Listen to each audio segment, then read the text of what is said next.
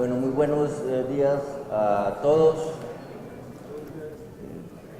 Señor presidente, yo quiero aquí, siguiendo las palabras del doctor Humberto de la Calle, contarles con un poco más de detalle en qué consiste el nuevo acuerdo, pero quiero primero agradecerle a usted como presidente del Congreso y a todos ustedes, señores senadores, esta invitación del día de hoy, y quiero también aprovechar esta oportunidad para agradecer a mis compañeros en La Habana, al general Mora, al general Naranjo, a Frank Pearl, a Luis Carlos Villegas, a María Paulina Riveros, a Gonzalo Restrepo, a María Ángela Holguín, a Roy Barreras, a los miembros de la oficina que tan arduamente trabajaron en esto, en particular Elena Ambrosi, Mónica Cifuentes y Marcela Durán, porque, señores, ninguno de ustedes se imagina lo que ocurrió en La Habana en estos 4 años de negociaciones. Tal vez si alguno tuvo ocasión de oír ayer un ratito al señor Jesús Santrich, se habrá hecho una idea de qué fue lo que enfrentamos. A mí me parece que este acuerdo es un milagro. Me parece que lograr un acuerdo con una guerrilla como las FARC, después de unos 50 años de guerra, un acuerdo que realmente ataca los focos de violencia, las condiciones que han promovido la violencia en el país y nos garantiza un cierre, es nada menos que un milagro, y quiero agradecerle a todos mis compañeros, en particular al doctor Humberto de la Calle, por su liderazgo todos estos años. Antes de describir sucintamente el acuerdo, quiero hacer una breve reflexión. Hemos dicho siempre, la paz no es algo que ocurre, la paz es algo que se construye. Después de 50 años de conflictos, son muchas las desconfianzas, muchos los odios en los territorios, en las ciudades del país. Por eso la construcción de la paz requiere el consenso más amplio posible. Sin ese consenso no vamos a tener a un país en paz. Y por eso el presidente de la República tomó la decisión de convocar a un plebiscito para oír a todos los colombianos. Y esa es la paradoja que estamos enfrentando hoy, que el plebiscito, en lugar de unir, lo que ha hecho es dividir al país.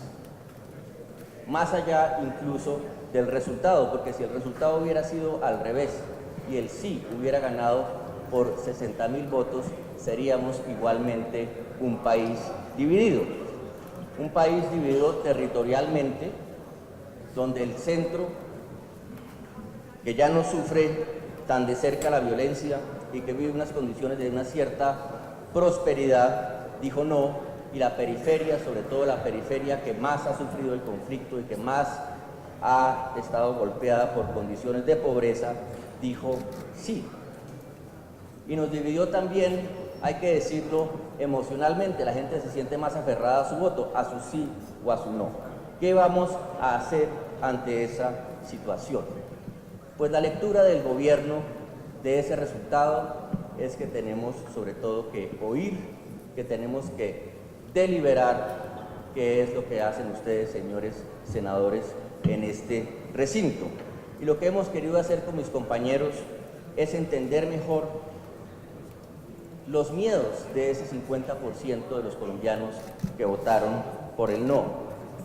Lo que hemos buscado con este nuevo acuerdo es asegurar que la mayor cantidad, la más amplia mayoría posible de los colombianos se vea reflejado en el acuerdo para terminar este conflicto. Sin pretender, por supuesto, que se logre un consenso absoluto. Eso no es posible, un consenso absoluto no es posible, lo dijo el mismo expresidente Uribe en nuestras reuniones. No vamos a estar de acuerdo en todo, pero tratemos de estar de acuerdo en la mayor cantidad de temas posible. Y también, y quiero hacer énfasis en esto, sin renunciar a las reformas y transformaciones que contenía el Acuerdo de Cartagena y que para nosotros constituyen la base de una paz estable y duradera. Lo hemos dicho muchas veces, la paz requiere, la terminación del conflicto requiere, por supuesto, la dejación de armas y la reincorporación a la vida civil por parte de las FARC, pero es mucho más que eso. Tenemos la pretensión de finalmente romper los ciclos históricos de violencia en Colombia y de sentar las bases para tener un país, luego de una fase de transición, un país más integrado territorialmente, una democracia más incluyente, donde la mayoría de sus ciudadanos sientan que tienen voz. Por estas razones, luego del 2 de octubre, regresamos a La Habana con Humberto de la Calle y les dijimos a los señores de las FARC: señores, lo primero que tenemos que hacer, como corresponde en una democracia, es reconocer el resultado del plebiscito. Y lo segundo es entender ese resultado. Por eso tendremos que hacer cambios, ajustes al acuerdo, y para hacerlos tenemos que comenzar por oír a las personas que votaron por el no y a sus representantes. Y eso fue lo que hicimos con el acuerdo de las FARC. Comenzaron, como ustedes saben, una serie de reuniones en Colombia con representantes del no, que culminaron en 5 días de reuniones intensas en el Ministerio del Interior, donde indagamos cuáles eran las preocupaciones de esos representantes, las recogimos en una matriz que está acá disponible para todos ustedes, señores televidentes. En la página de la Oficina del Alto Comisionado para la Paz encuentran las propuestas que por escrito hizo el no, las propuestas que hizo el no o sus representantes en las reuniones y los cambios correspondientes. A la mayoría de esos temas, a la inmensa mayoría de esos temas, dimos respuesta. Yo diría que a más del 90%. Esta matriz incluye 60 temas, ejes temáticos, y en 57 hubo un cambio que corresponde a cada una de esas preocupaciones. Al final, creo que tenemos un acuerdo que da más garantías a todos, que fortalece más nuestra institucionalidad y que le da, sobre todo, aún mayores garantías a las víctimas.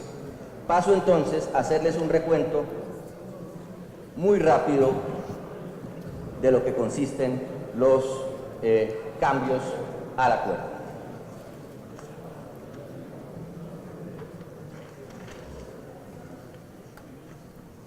Ahí está, doctor. Ahí. ¿Hacemos? Ahí. Muy bien, rápidamente. Entonces, en el punto 1, la reforma rural integral, que tiene como propósito nada menos que reducir la pobreza rural en Colombia a el 50%, erradicar la pobreza extrema, cerrar las brechas entre el campo y la ciudad, reactivar la agricultura familiar y, como hemos dicho tantas veces, integrar al país. ¿Qué cambiamos en la reforma rural integral? En primer lugar, dimos mayores garantías. Algunos lectores del no encontraban los textos ambiguos. Decían: tenemos preocupación por la propiedad privada, lo dijo el Centro Democrático. Establecimos entonces un principio en esa reforma que dice que nada de lo establecido en el acuerdo debe afectar el derecho constitucional a la propiedad privada. Había igualmente preocupación por las fuentes del Fondo de Tierras, cómo iban a ser aplicadas. Dijimos, siempre entendimos que se aplicaban de acuerdo con la ley y la Constitución, pero para dar mayores garantías lo vamos a decir así, de manera que así quedó escrito que esas figuras se aplicarán de conformidad con la Constitución y la ley. Había una preocupación por la regularización de los derechos de propiedad. El problema que se está discutiendo en el marco de la política de restitución de tierras sobre los poseedores de buena fe. Dijimos, ese no es un tema que nos parece que corresponda resolver en La Habana entre el gobierno y las FARC, pero sí debemos comprometernos a crear un espacio donde expertos propongan soluciones a ese tema que tanto inquieta y que luego aquí en democracia, en el Congreso de la República, encontremos una solución. Y así quedó escrito. Las zonas de reserva campesina, que tanto se han discutido. había la idea de que simplemente con que se reúna una comunidad se decreta una zona de reserva campesina. Nunca ha sido así, pero dijimos, se mantienen los procesos vigentes. Será la autoridad competente de conformidad con la normatividad la que establezca esa zona. El expresidente Uribe dijo, las autoridades deben mantener su discrecionalidad para decidir, y así quedó escrito. Y había también una preocupación con que el acuerdo desconocía la agricultura de gran escala o la agroindustria. Esa nunca fue nuestra idea, porque nunca pretendimos establecer en un acuerdo con las FARC toda la política agrícola del país. Estábamos concentrados en el pequeño agricultor, en la erradicación de la pobreza, pero entendemos que hay que dar garantías y que hay que mostrar un modelo equilibrado, y así lo hicimos, estableciendo un principio de desarrollo rural que obliga a buscar un balance adecuado entre las diferentes formas de producción, el pequeño agricultor, la agricultura de gran escala, y a buscar encadenamientos entre esas formas de producción. Igualmente, varios representantes de organizaciones de víctimas, Marta Lucía Ramírez, pidieron que fueran priorizadas las víctimas en el fondo de tierras, así lo dejamos escrito. Y en cuanto al tema del catastro, que tanto se discute y donde hay algo de confusión, se pidió aclarar cómo se iba a hacer el avalúo catastral. Circulaba la idea que el gobierno y las FARC iban a determinar ese avalúo. Nunca fue así. El catastro se hará, habrá un nuevo catastro en Colombia y, por supuesto, en consecuencia, un nuevo avalúo catastral. Pero ¿cómo se hace ese avalúo? ¿Cuáles son sus parámetros? Eso lo establece la ley y así lo dejamos escrito. En cuanto al punto número 2, participación política, que busca fortalecer la participación de todos en los asuntos públicos y recurrir, como corresponde, a la democracia como el mejor mecanismo de resolución de conflictos, a través de 3 pilares, lo que hemos llamado una nueva apertura democrática, unos instrumentos para impulsar la participación ciudadana y, ante todo, el rompimiento de una vez y para siempre, como lo ha dicho el presidente Santos, del vínculo entre política y armas. ¿Cuáles eran las preocupaciones de los representantes del no aquí? Una preocupación, el estatuto para la oposición. Nos decían, esta es una obligación constitucional, esto no simplemente es algo que surge de un acuerdo entre el gobierno y las FARC. Dijimos, estamos de acuerdo. El asunto es que en este momento, en esta transición, no es admisible que no exista en Colombia un estatuto de oposición después de 12 intentos como ha habido en el pasado. Pero por supuesto que podemos decir que esta es una obligación constitucional y así lo dijimos. Había preguntas sobre la reforma, un tema que es de especial importancia para este Congreso, para este Senado, la reforma al sistema electoral, que se discutiera más ampliamente con los partidos, que no fuera simplemente una misión de expertos. Estuvimos de acuerdo y acordamos que esos expertos deben trabajar en la construcción de esas recomendaciones de la mano de ustedes, los senadores, de la mano de los partidos políticos.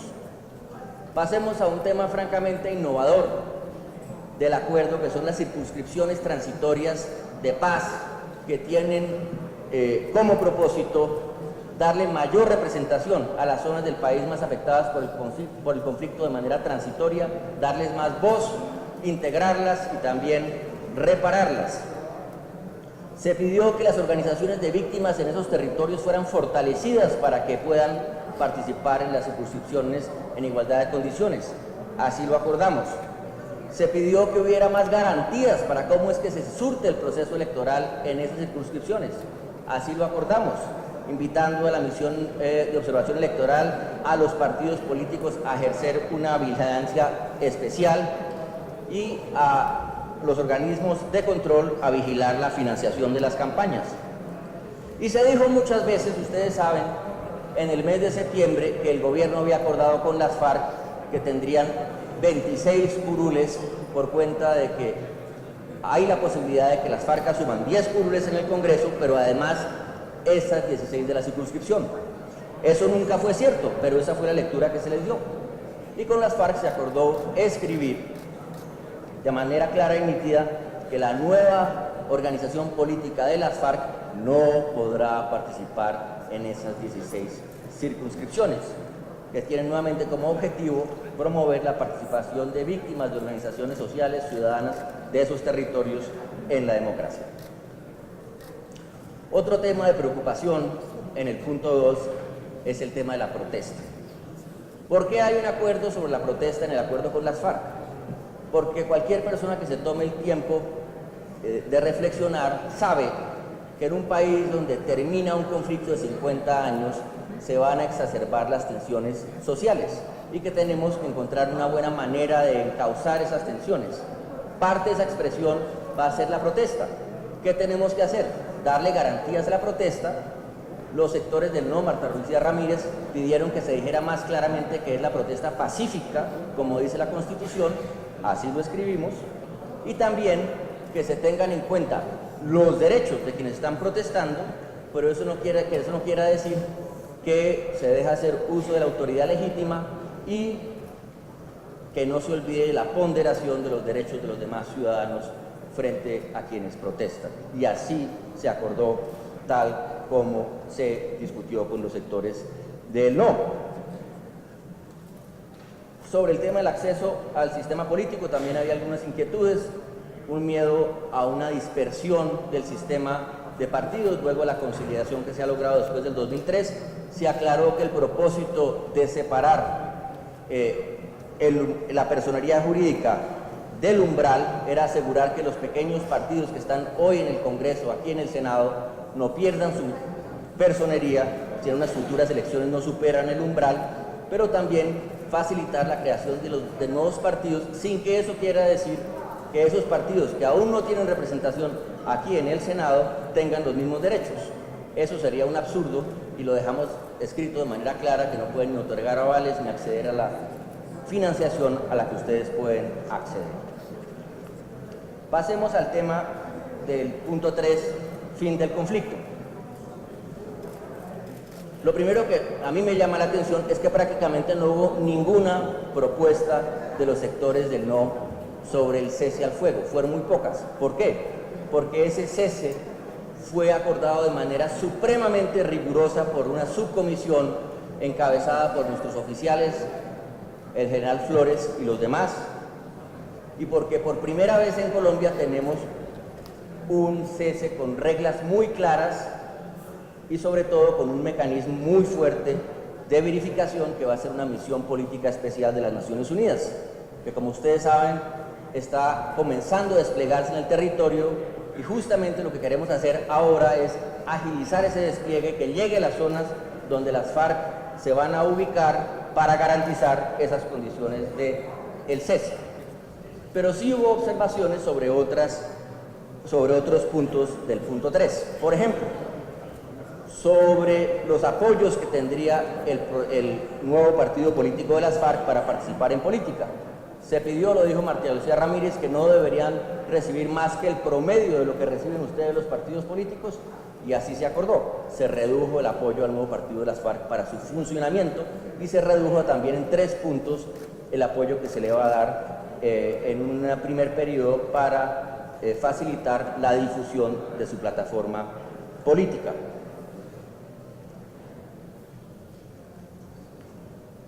Había preocupaciones sobre cómo es que va a funcionar la reincorporación de las FARC, quién se va a encargar de ello, porque las FARC, y tienen todo el derecho, quieren establecer una cooperativa que promueva proyectos productivos. Eso se mantiene así, pero quedó claro que esa reincorporación se va a hacer tomando como base los recursos institucionales de los que dispone el gobierno y las entidades del Estado, en particular lo que se va a llamar el Consejo Nacional de Reincorporación, que se debe establecer esta semana. Algunos representantes de no críticos o personas incluso muy críticas, como el exprocurador Ordóñez, siempre dijeron que las milicias habían quedado por fuera de este acuerdo. Esa no fue nunca nuestra comprensión, porque el gobierno siempre insistió y quedó escrito en que las FARC entregan un listado con la totalidad de sus integrantes. pero aclaramos ese punto también dejando explícito que ese listado debe incluir a todas las milicias y que ese proceso de reincorporación, otra solicitud del no, implica una serie de responsabilidades por parte de las FARC de cumplir con los acuerdos y sus metas, y así quedó escrito. Por otra parte, y un tema que es de la mayor relevancia en este momento, en el punto 3 se acordaron una serie de garantías de seguridad para el proceso de reincorporación y para la transición en general. Había temores en sectores del no con la idea de que se iba a proteger el acuerdo de paz y que quien cometiera delitos que tengan que ver con la construcción de la paz fueran procesados penalmente. Esa no fue nunca nuestra idea, sino proteger a quienes participan en la construcción de la paz, y así quedó escrito. Igualmente, varios representantes del no, María Lucía Ramírez, por ejemplo, decían que la Comisión de Garantías de Seguridad, tan relevante en este momento, que debe diseñar políticas para combatir a estas organizaciones de crimen organizado, no debería incluir como un miembro a personas de las FARC en transición a la vida civil, porque esa es una tarea del Estado. Que se pueden invitar a los partidos, pero no deberían tener ahí un asiento permanente. Y así se acordó. Las FARC, con mucha madurez, aceptaron que esa comisión, que repito, es tan importante en este momento, no tendrá esa presencia permanente de las FARC. Un tema de controversia, incluyendo las organizaciones de víctimas, que es el hecho de que miembros de las FARC participen en los esquemas de seguridad que se pondrán en marcha bajo la Unidad Nacional de Protección.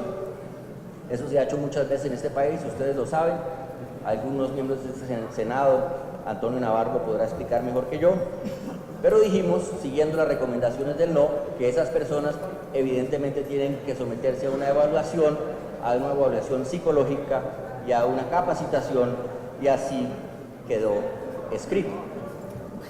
Pasemos ahora al punto 4, el problema de las drogas ilícitas, donde quiero recordarles, acordamos por primera vez en Colombia la puesta en marcha de un programa nacional de sustitución de cultivos que ataque de manera integral el problema, y creemos que es la gran oportunidad que tenemos en estos primeros años de la paz, porque justamente la ausencia del conflicto, por una parte, y por otra parte, la implementación de las medidas acordadas, sobre todo en materia de reforma rural integral, deben facilitar la puesta en marcha de ese programa.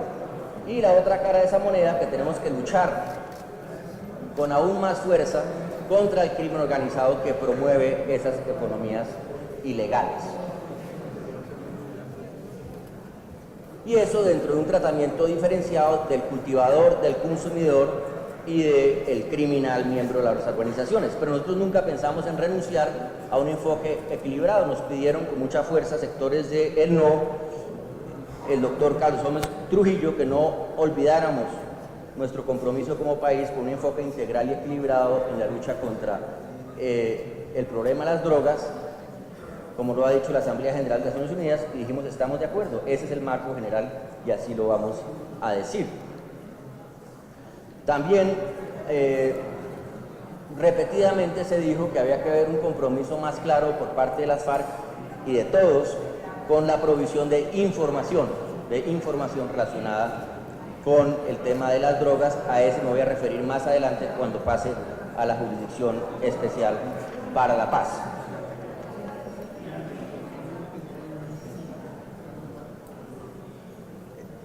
Se pidió por parte de sectores del no, Marta Lucía Ramírez, que los programas no fueran solamente para el cultivador, sino para todos quienes habitan los territorios. Ese era el enfoque, pero lo dejamos de manera explícita. Y en todo caso, que el gobierno no renunciara a los instrumentos que tiene a su disposición para atacar el problema de los cultivos ilícitos, incluyendo la aspersión. La lógica de este acuerdo es una lógica de sustitución voluntaria, pero el gobierno nunca ha renunciado a la erradicación, y le dijimos a los representantes del no que no teníamos ningún problema en dejarlo consignado de esa manera, y así fue. El Estado seguirá disponiendo de todos los instrumentos que tiene para cumplir con ese fin. Se pidió que se le pusieran unas condiciones más claras a los cultivadores que se van a beneficiar de un tratamiento penal especial. Ese tratamiento se redujo a 1 año, se condicionó, y además la formalización de esos terrenos está también condicionada a que esos cultivadores no resiembren. Pasemos entonces al tema de las víctimas del punto 5, que es el que ha tenido mayor discusión. Se dijo muchas veces que aunque el acuerdo establecía que las FARC debían reparar materialmente a sus víctimas, no estaba claro eso que quiere decir, ni qué iba a pasar con los bienes de las FARC. En este acuerdo, en el nuevo acuerdo, quedó perfectamente claro que las FARC tienen que entregar, número 1, un inventario de todos sus bienes y activos, y número 2, que tienen que reparar a sus víctimas con esos bienes y activos. Yo les pregunto, señores senadores, ¿qué guerrilla en el mundo en un acuerdo de paz se ha comprometido a reparar a sus víctimas con sus bienes? Que yo conozca, eso nunca había ocurrido, y eso es lo que contiene el nuevo acuerdo. Por otra parte, las organizaciones de víctimas con mucha fuerza insistieron en que se agilizara el proceso de búsqueda de personas desaparecidas. Algunas organizaciones de víctimas cercanas a los representantes del NO pidieron que se aclarara lo ocurrido con los secuestrados de las FARC y que se agilizara su búsqueda. Así lo acordamos. Acordamos, mientras se establece la unidad especial de personas dadas por desaparecidas en el contexto del conflicto que establecimos en el acuerdo. Ayer estuve en una reunión con la principal organización internacional ICMP de búsqueda de desaparecidos para agilizar la puesta en marcha de esa unidad. Mientras eso ocurre, acordamos poner en marcha un proceso especial de búsqueda en el que participen las diferentes organizaciones de víctimas, incluyendo aquellas muy críticas de las FARC, como FEFCOL o como Víctimas Visibles, para que trabajen de la mano del Comité Internacional de la Cruz Roja, proveyendo información, y las FARC, por su lado, se comprometen a trabajar con esa información, a dar información ellas mismas para agilizar la localización de esos desaparecidos, incluyendo, por supuesto, a las personas secuestradas por las FARC de las que no se tenga noticia. Luego hay unos temas estructurales de la Jurisdicción Especial para la Paz que se introdujeron, que son nuevos y que aclaran muchos interrogantes. Primero, ¿cuánto va a durar? ¿Cuáles son los límites de tiempo de la JEP? El primer límite de tiempo tiene 2 años, prorrogables a 3, para que se entreguen informes. Es decir, aquí no vamos a estar en una especie de proceso judicial permanente de acusaciones, sino a los 3 años esa jurisdicción recibirá toda la información de que puede disponer, y con eso evitamos lo que nos ocurrió con Justicia y Paz, que son los espirales que se abren uno tras otro con la oferta de Justicia y Paz y un proceso que nunca termina. Y luego tendrá la jurisdicción máximo 10 años para presentar sus resoluciones de acusaciones, o sus acusaciones, y en total 15 años para cerrar todos los casos. Eso obliga a una cierta racionalización de los procesos, a concentrarse, como siempre hemos dicho, en los casos más graves y representativos. Por supuesto que si queda algún caso pendiente, como nos dijeron los magistrados de la Corte Suprema de Justicia, pues no pueden pasar a la ordinaria y tiene que haber la posibilidad para que esos casos tengan una prórroga, pero la idea es, señores, esto es transitorio, transicional, tiene un límite de tiempo. Los sectores del no pidieron con mucha insistencia que se aclarara cuál era la legislación que se iba a aplicar, que se aplicara el Código Penal colombiano, así quedó escrito, complementado por supuesto por las normas relevantes del derecho internacional, en particular el derecho internacional humanitario. Igual en materia de código procedimiento, los magistrados dictarán sus reglas, pero esas reglas tendrán que convertirse en una ley que será discutida aquí en el Senado de la República. Había en temas procedimentales preocupación con los informes que envíen a la JEP, organizaciones de derechos humanos. Se decía que se le estaba dando el mismo valor de una acusación, que constituyera una acusación contra personas. Eso no es así, se aclaró que eso no puede ser así y que tendrán un trámite para valorarlos adecuadamente. Por otra parte, surgió una discusión, como ustedes saben, muy grande alrededor de cuál es la relación entre esta jurisdicción y la rama judicial y nuestras cortes. La misma Corte Suprema de Justicia nos expresó esa inquietud. ¿Qué fue lo que se hizo? Siguiendo además muchas observaciones que hizo el prácticamente todos los representantes, recuerdo en particular al doctor Camilo Gómez, hablando de garanticemos la articulación de la JEP con nuestras cortes, y así se hizo. Se aclaró cómo es que se resuelven los conflictos de competencia de la JEP con el Consejo Superior de la Judicatura. Se acordó un sistema para que pueda la JEP recibir tutelas y en caso de violación de derechos fundamentales, con unas reglas claras, esas tutelas puedan ser incluso revisadas por la Corte Constitucional, aunque la palabra final como tribunal de cierre la sigue teniendo la JEP. Se aclaró que el Consejo de Estado no perderá ninguna competencia en materia de reparación, y se aclaró también un punto muy importante para la Corte Suprema, que era la revisión de las sentencias por parte de las sentencias ya ejecutoriadas de la justicia ordinaria, donde quedó claro que solamente en el caso de quienes han combatido, es decir, de nuestras fuerzas y de las FARC, esas sentencias pueden ser revisadas por la JEP.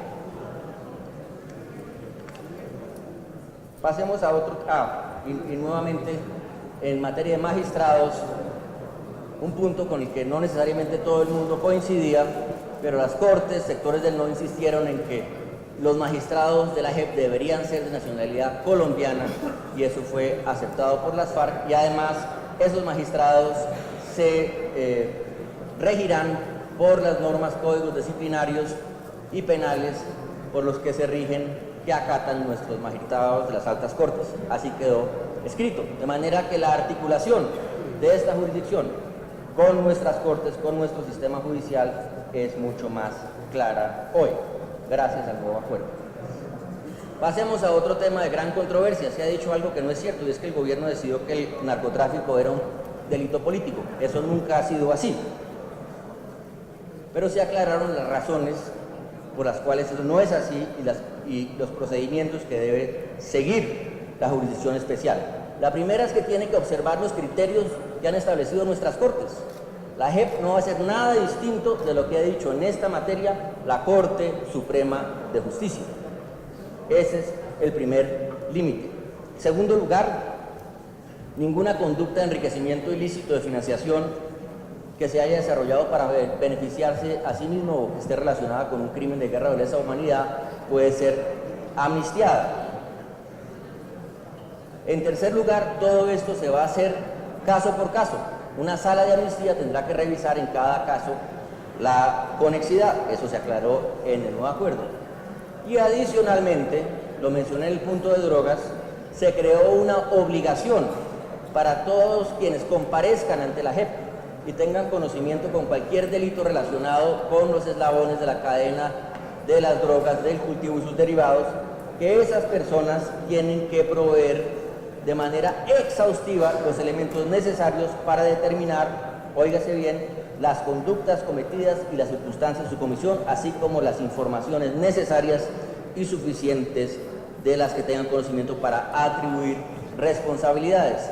Más detallado, imposible. Está claro que en adelante quien vaya a la JEP tiene que contar todo lo que sepa que tenga que ver con cultivos, drogas y narcotráfico. También se promovió una mayor participación de las víctimas en la JEP, asegurando que puedan participar en los tribunales de primera instancia, que puedan ser invitados. Hubo una mayor aclaración del concepto de agentes del Estado para que no se entienda que está reducido a la fuerza pública, sino que incluye a todos los agentes del Estado en la definición del Consejo de Estado.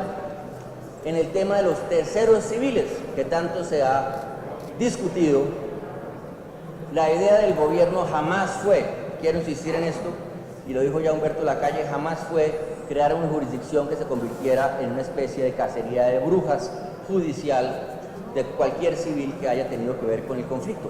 Por el contrario, queremos encontrarle un cierre adecuado al conflicto que también a la vez le dé las mayores garantías a las víctimas, y por eso se abrió la posibilidad de que civiles que no hayan estado vinculados de manera activa y permanente en la comisión de los más graves crímenes, los no amnistiables, lesa humanidad, crimen de guerra, etcétera, que esos civiles puedan acudir a una sala de definición de situaciones jurídicas y puedan beneficiarse de la renuncia y la acción penal siempre y cuando contribuyan a la verdad, a la reparación y a los elementos que tiene el sistema integral de reparación. De esa manera le damos seguridad jurídica a los civiles, evitamos la tan temida cacería de brujas y también le damos una respuesta más profunda y amplia a las víctimas. Luego está el tema de las sanciones, tan discutido, el tema más discutido con el de elegibilidad. Lo hemos dicho, ninguna guerrilla en el mundo ha firmado un acuerdo de paz para irse a la cárcel, eso no ha ocurrido. Pero lo que se logró en este acuerdo, digo yo, tampoco ha ocurrido, y es que una guerrilla acceda, número uno, a que va a enfrentar ante un tribunal los crímenes más graves que haya cometido durante el conflicto, eso nunca había pasado en una negociación de paz, y que en consecuencia va a cumplir una sanción. ¿Cómo se va a desarrollar la sanción? Esa era parte de la discusión. Nosotros no podíamos llegar a un régimen penitenciario porque el acuerdo era que tiene que haber un equilibrio entre la restricción de la libertad y el elemento reparatorio de la sanción, que tiene que tener el mayor peso posible. Pero sí podíamos aclarar las condiciones, y por eso se aclaró que los magistrados van a fijar el espacio territorial donde se cumple la sanción, que ese espacio no puede ser mayor al de una de las zonas veredales, y que tendrán un monitoreo permanente por parte nada menos que de la Misión Política Especial de las Naciones Unidas para asegurar que esas condiciones se cumplen y para dar las autorizaciones a quienes tengan que desplazarse. De manera que la gente no está dando vueltas por el país a su parecer, está en una zona del tamaño de una zona veredal cumpliendo unas sanciones claras de carácter reparador, todo con seguimiento y autorización de ese mecanismo bajo la tutela de los magistrados de la JEP. Pasemos al punto 6, implementación, y ya para ir terminando con este breve recuento. Una preocupación que había de muchos sectores, no solamente los representantes del nodo, de nuestro empresariado, era la sostenibilidad de este acuerdo, la sostenibilidad fiscal, dada la situación hoy de las finanzas públicas en Colombia. ¿Qué se hizo al respecto? Algunos representantes del NOR, Marta Lucía Ramírez, entre otros, sugerían que se que se ampliara el tiempo de implementación de los planes de la reforma rural integral, que son muy ambiciosos, y se ampliaron de 10 a 15 años para poder tener mayores garantías de cumplimiento. Pero sobre todo, se acordó que en el punto 6 todo se hará siguiendo la normatividad vigente en materia presupuestal y garantizando el principio constitucional de sostenibilidad de las finanzas públicas. Es decir, mayor garantía que esa no se puede dar, y si me permiten acá los representantes de no decirlo, así terminaron reconociéndolo en las reuniones. Aquí hay una garantía legal, jurídica plena de la sostenibilidad fiscal de estos acuerdos. Pasando a otro tema, había inquietud con la comisión de seguimiento, porque su nombre al final cambió a Comisión de Implementación y Seguimiento, y daba la impresión de que acá lo que iba a hacer era un direccionamiento, una especie de llamado cogobierno con las FARC de la implementación. Eso nunca fue así, pero se aclaró. Esta es una comisión de seguimiento, impulso y verificación de la implementación. La implementación la hacen, por supuesto, las autoridades correspondientes con la gente en los esquemas de participación acordados. También había una preocupación expresada por varios sectores en las reuniones con el mecanismo de verificación que se había acordado, en el que unos países, Cuba, Noruega, Venezuela y Chile, se pronunciaban sobre el cumplimiento de los acuerdos. Incluso algunos de estos mismos países, Noruega y Chile, nos comunicaron que no les parecía que ese fuera un buen arreglo porque un país soberano no puede juzgar a otro. Y con mucha sabiduría se acordó eliminar ese mecanismo de verificación, de manera que la verificación, que no tiene que ver con el cese al fuego o con la reincorporación de las FARC y las garantías de seguridad que está a cabo de una misión especial de Naciones Unidas, en adelante la harán unos dos notables. Un detalle que parecía menor pero que causó mucho ruido: se dijo que el gobierno le había otorgado 31 emisoras a las FARC, eso que cómo era posible. Se revisó ese esquema, esas 31 emisoras se redujeron a 20 y se dijo que esas emisoras no son para las FARC, sino tienen que contribuir a la convivencia, a la reconciliación en los territorios, y que por tanto las va a administrar la Radio Nacional de Colombia y va a repartir el horario entre las organizaciones de víctimas, las organizaciones comunitarias y la cooperativa de las FARC en proceso de reincorporación. Dos o tres puntos más y ya termino con este recuento. Mencionó Humberto Lacalle la gran discusión que hubo, para muchos inexplicable, del tema de género. Dijimos, lo que se ha dicho en público no es lo que dicen los acuerdos, pero lo podemos aclarar con un principio que diga que el enfoque de género está dirigido a garantizar la igualdad de derechos entre los hombres y las mujeres, y sobre todo a reconocer... Doctor Sergio, un segundito. Yo le pido silencio a los compañeros. Yo entiendo que es una sesión que va a durar bastante tiempo y que además tenemos invitados a varias personas que no son senadores, pero yo les pido a todos, por favor, silencio, porque esta es una presentación muy importante. Ya vamos a terminar, señor presidente.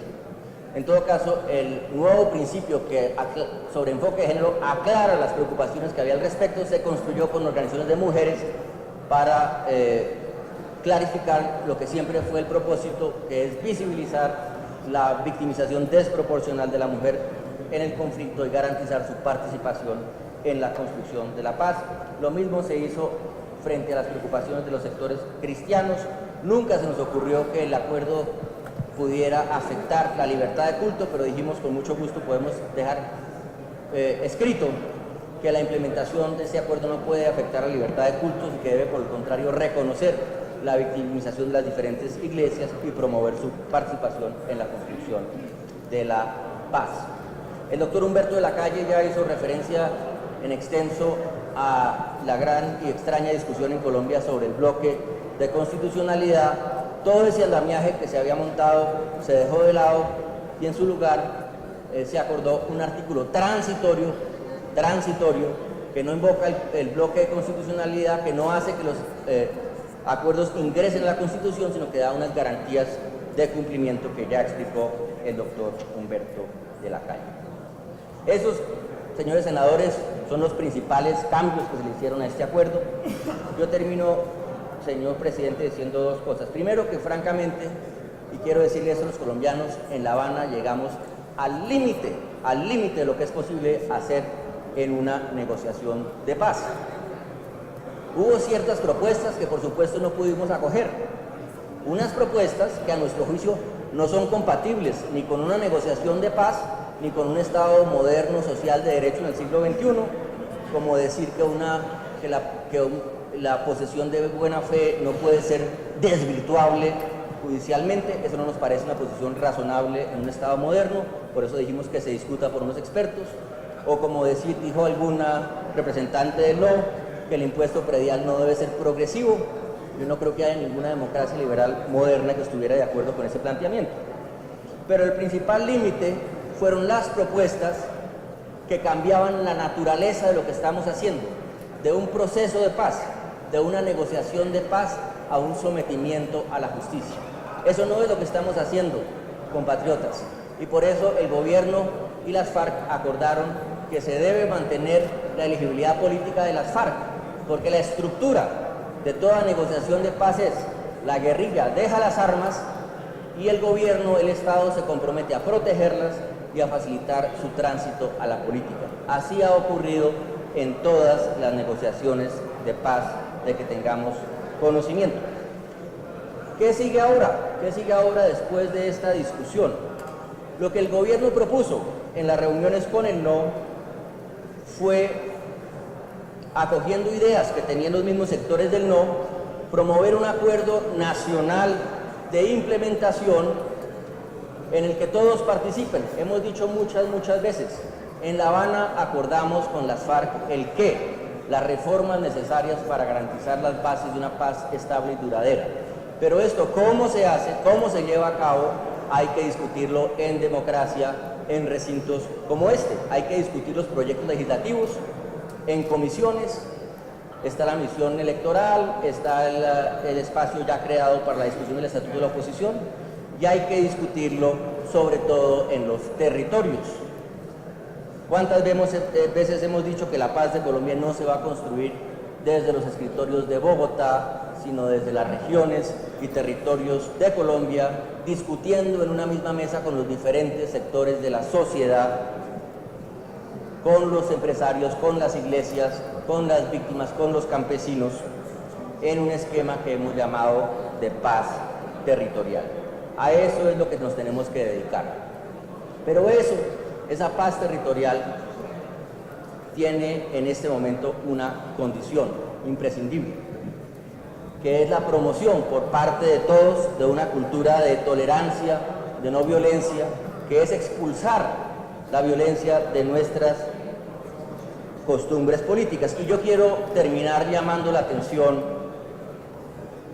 sobre dos cosas. En primer lugar, como ha dicho Humberto de la Calle, la urgencia de pasar a la implementación. Una guerrilla no se puede quedar en el estado en que están las FARC eternamente. Tiene que transitar la dejación de armas y pasar a la legalidad. Los riesgos son muchos, ustedes ya los conocen. Pero también, y lo dijo en las reuniones el ministro del Interior, la incertidumbre en la que hemos estado viviendo por cuenta de no saber si se cerró el acuerdo o no, ha exacerbado las tensiones en los territorios, y estamos viendo unas muertes, unos asesinatos que ninguno de nosotros pensó que fueran a ocurrir en el siglo XXI y que tenemos que tomar con toda la seriedad. La explicación de lo que está ocurriendo, probablemente, como suele ocurrir, es multicausal, pero nadie puede negar que porque alguien es miembro de Marcha Patriótica está siendo en este momento víctima de atentados. Eso no puede ser en una democracia en el siglo XXI, y tampoco puede ser que porque un alcalde, por ejemplo, es miembro de un partido de oposición se le señale.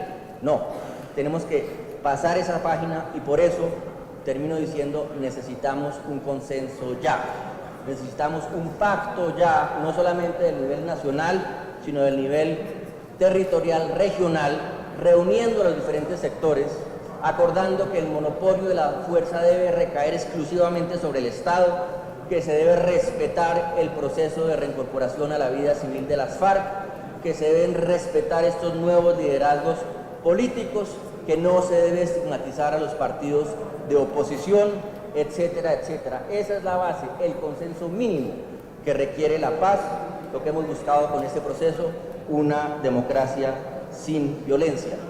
Ha sido demasiado el esfuerzo en La Habana, señores senadores, han sido demasiados los muertos. Es la hora de referendar, es la hora de pasar a la construcción de la paz. Muchas gracias.